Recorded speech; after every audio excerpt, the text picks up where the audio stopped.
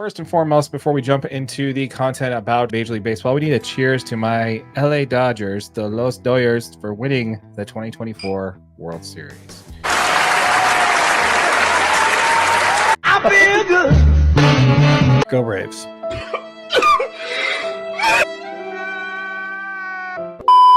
Now, this happened exactly as we signed off last week. They battled back from down 5 runs. For the record, and I know that when we were on air, you wouldn't say anything, but I was like, they still got a chance, man. I'm telling you. Yeah. This is the Dodgers offense. We've watched them go off. Getting 5-6 runs is really not a big deal. And you're like, don't say it. Yeah, so it was very interesting, but they did come back to win the World Series. And we definitely got a lot to dive into on that. If you were to tell me when we started with the trade deadline, when they got Jack Flaherty, yeah, and you were to tell me the Dodgers were going to win the World Series this year, I would have told you were nuts. You were absolutely nuts. Mookie Betts was out for 2 months because he broke his hand.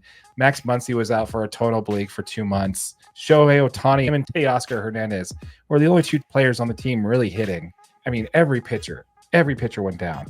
All the players we brought up to replace those pitchers that went down also went down. I mean, River Ryan, Emmett Sheehan, Michael Grove, Gavin Stone. Player after player just kept dropping like a stone, man. Like they weren't going to have quite enough. Like they could have made the playoffs, but they were going to fizzle out just in time to make the playoffs and call it a success because Shohei hadn't made the playoffs yet. And like they were 50-50 season. They were just okay being, we had a bunch of injuries. We couldn't make it happen. Yeah. And we were playing the Padres the first round. So yeah, I mean, one of the best teams in Major League Baseball. Yeah. Last year we went to the division round with 3 starting pitchers. This time we did it with 2 and somehow figured it out. And but one of them was Yamamoto. And we were hoping that Walker Buehler could do something. And boy, did that guy shove this playoffs, man.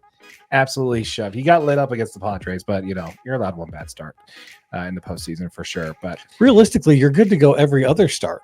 If you've got 4 good pitchers, even if you have 1 good start every other start in the playoffs, that's okay. When you're throwing out multiple bullpen games in the playoffs, that's right. a problem. Right. That's a big problem, AJ. You mean when you're pitching what's the name? When you throw it out whole staff. Yeah, when you're pitching whole staff. He had to throw the whole game too. I don't even know that guy. And if you listen to the podcast there, the Mookie Betts podcast, which is called On Base, he interviewed Dave very Roberts. Entertaining, by the way. Yeah, very good podcast. Yeah. He interviewed Dave Roberts. Did you see that one? I did actually. Yeah, where he started talking about it. He said to him that Padres series was the World Series. Yeah. And it's really unfortunate that was the best series. That sucks that it was the first one. I called it in one of our episodes. I'll have to go back on my notes and make sure that I said it. But I said whoever comes out of that series is making it to the World Series. Right. Yeah. I really like the Dave Roberts comments in this, where he goes in and he talks about how when they're in New York for that game 5, they really didn't want to go back to LA without the championship. Yeah, he was saying it kind of laughing, kind of joking, but yeah, there was some fear there. They didn't want to be the team that came back and blows a 3-0 lead. In all actuality, they're up 3-2 coming back to LA, and you got Yamamoto on the mound, who has dominated this Yankees team twice. Yeah. So the odds of him throwing a complete dud against the team for the 3rd time on 6 days rest, probably not likely. The Dodgers bats, the only problem is Judge was starting to wake up, so there might have been some issue there. But yeah, I agree. He didn't want to go back without the championship. And I agree. I think it was definitely a risk to do that. So if you had a chance to win it, you definitely need to win it. I think the comment that I liked the most was he was willing to accept a little more risk in that game because they knew that they had another pitcher ready for the next game. So he's like, let's take a little more risk. And who pitched in game 5? All of his leverage arms. Whole staff pitched. Yeah, whole staff pitched. Okay. Both lefties were in the first 5 innings of the game. Freaking Blake Trinan threw 3 innings. He pitched I think that's what I was thinking of was Trinan. Yeah. The guy was almost dead arm after game 4 when he was out there. Right. So you took that huge risk knowing if we have to go back, I don't want to burn up any more arms, any additionally, right? Because that's why you use Trinan for 3 innings. That guy was a freaking animal. It was a dog. Had some great stuff too. So a big thing that came out a lot lately, especially when it came to the interviews with Joe Kelly. Did you see that one? I did. And also the one with Kike Hernandez when he talked as well. Kike is just so entertaining, dude. I He's so love Kike, funny. man. I love Kike. Sorry, you missed something there. World Series champion Kike Hernandez. Yes, You put that on his name. I will. 2-time World Series champion Kike Hernandez. Now let's talk about the scouting report for the World Series. So the Yankees did make it an interesting thing there, and they were easily the best team in the AL. It's the Yankees and then everybody else. Right. Scouting report said the Yankees value talent over fundamentals.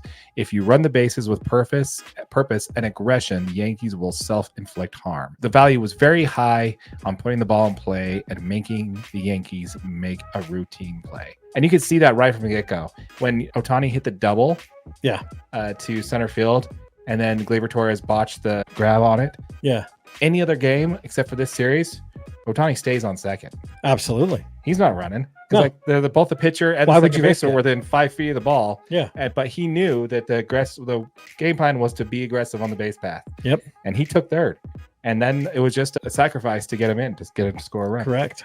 So it's just that kind of stuff all over the place. Just good fundamental baseball. Absolutely. So let's go ahead and break down all these errors, huh? So there's ball hit. It was a little weak fly ball Just there. Weak blooper out to center. Routine. And Judge was just trying to, because Kike was kind of running a little bit further out towards second base. So he took his eye off the ball thinking he can backpick him. He took a step back because he was looking to make a throw. Yeah. And then he looked, and he took his eyes off the ball, closed his glove too soon, and dropped the ball. Just hit it literally hits the outside of his glove and hits the ground. Yes. And so then we have runners on first and second. From there, what happens next is there is a routine grounder towards shortstop. And then that play caused The runner from second moving to third. Volpe decided to try and get the lead runner, Correct. throwing to Jazz Chisholm, who's never played third base in his career before he was playing with the Yankees. Also a terrible throw to the inside. Terrible throw. Why you throw the ball to the inside of to the runner's back, I have no idea. Do you remember when we talked about the Padres series and how Machado's running in on the Absolutely. base pass? Yeah. This is the same thing. Kike was running out. Yeah. To try and make that throw as awkward as possible. Absolutely. And he did it. He threw the ball right in the dirt at his feet. It's horrible. Absolutely no fundamentals there at all. He's out of position.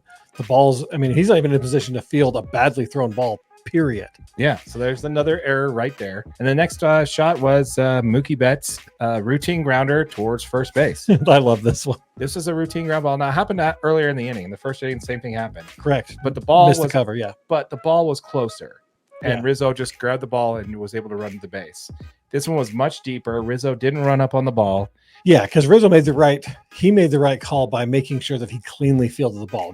The last thing you want is that ball to go into the outfield. So you charge it and you miss it. Yeah. Not a great idea. Every baseball sense says you have a pitcher running to cover first base on a ball hit to the right side. And he's always covering.